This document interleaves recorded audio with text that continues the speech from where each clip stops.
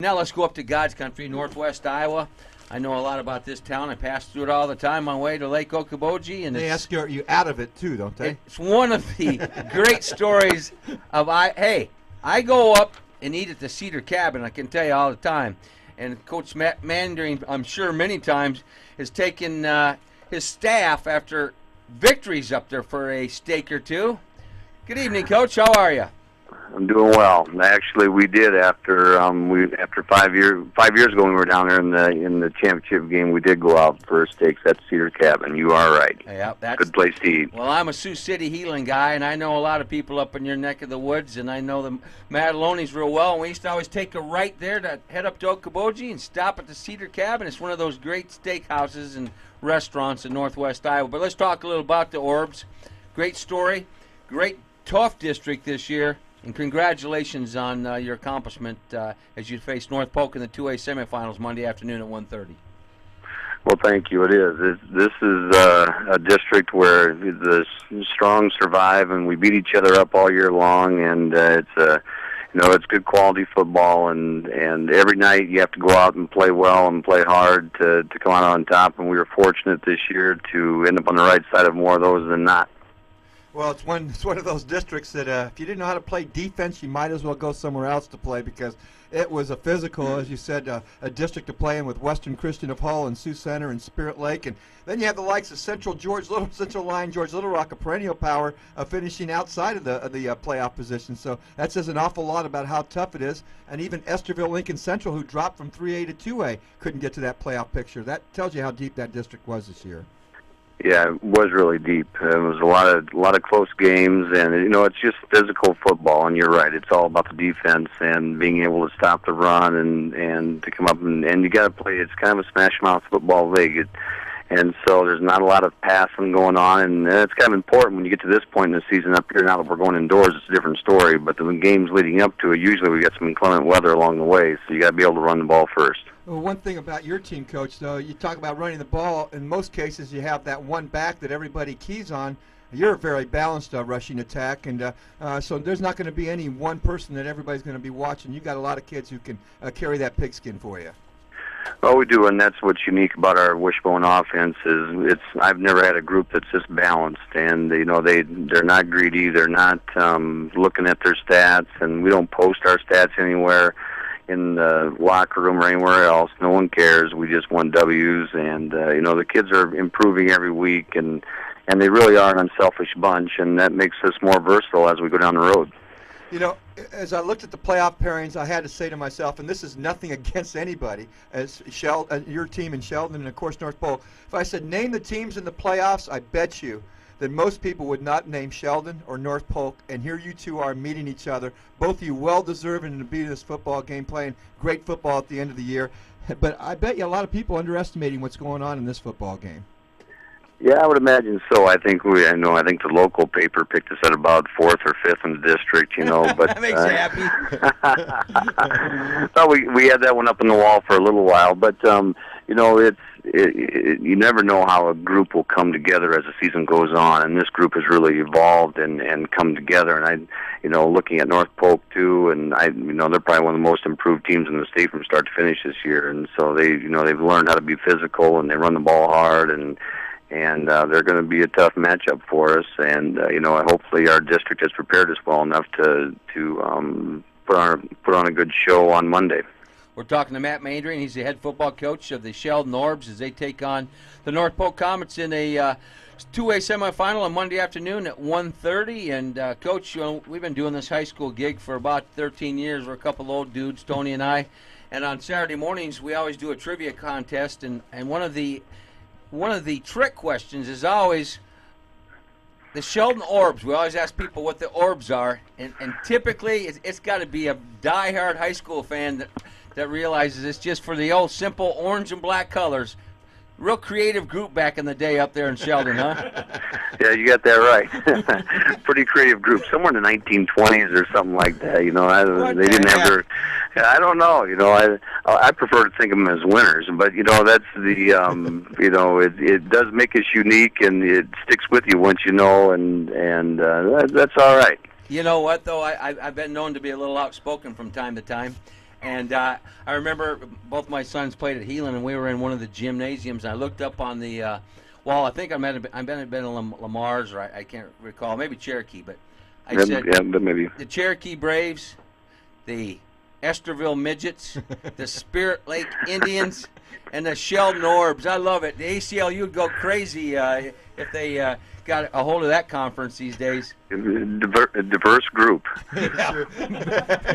very, very much so. A diverse, dysfunctional group, like a Welcome Back Cotter group, I suppose, when you get going. Hey, Coach, getting back to football a little bit, let's talk about, your advancement to the state semifinals, because you had to beat a team in South Central Calhoun. And we've talked about it throughout the season. It used to be Southern Cal of Lake City and Rockwell City Lytton combining, moving over to Class 2A, but had a lot of tradition there. 2 championships in a row in Class A for that South Central, for the Southern Cal of Lake City team.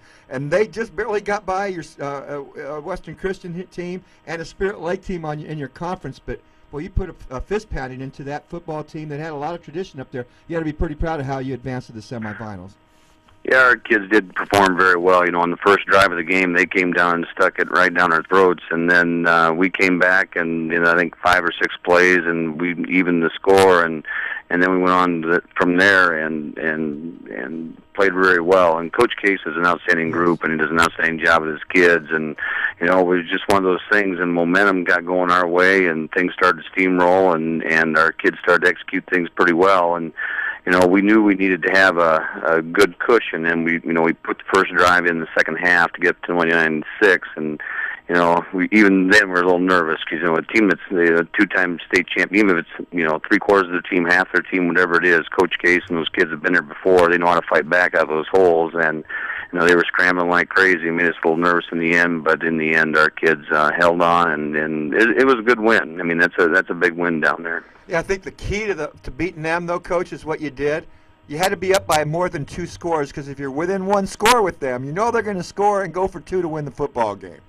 Yeah, they are, and they showed that the week before, and maybe the dice, they ran out of dice after a while, but it's a tough place to go play and win, and for us being down there for the first time, it was an interesting place to play. There's not much room on the sideline, especially the visitor sideline. It's kind of like arena football. I mean, our fans are giving the players high fives in the sidelines there, but they've done a lot of improvements from what I've been told on the facilities. The home side is very, very nice, and they're really doing a lot of work there, and so it was a fun night.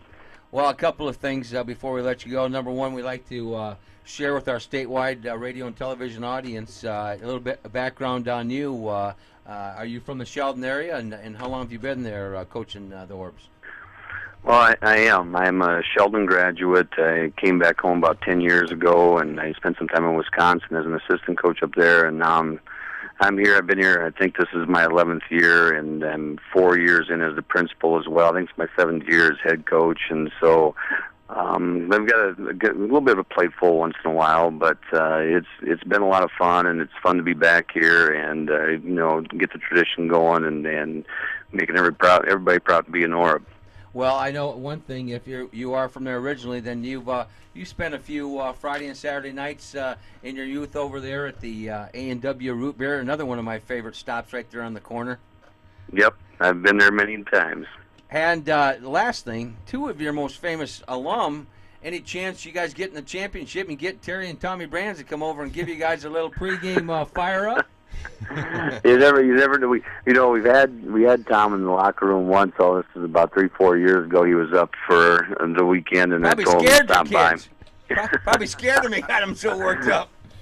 They were a year behind me in high school. That was a senior, and they were juniors. And you know what? What you see is what you get. They were like that then too. So I've known Tom and Terry for a long, long time, and they're a great pair. I've never seen 2 more intense individuals. And with Coach Gable, that's the perfect place for them.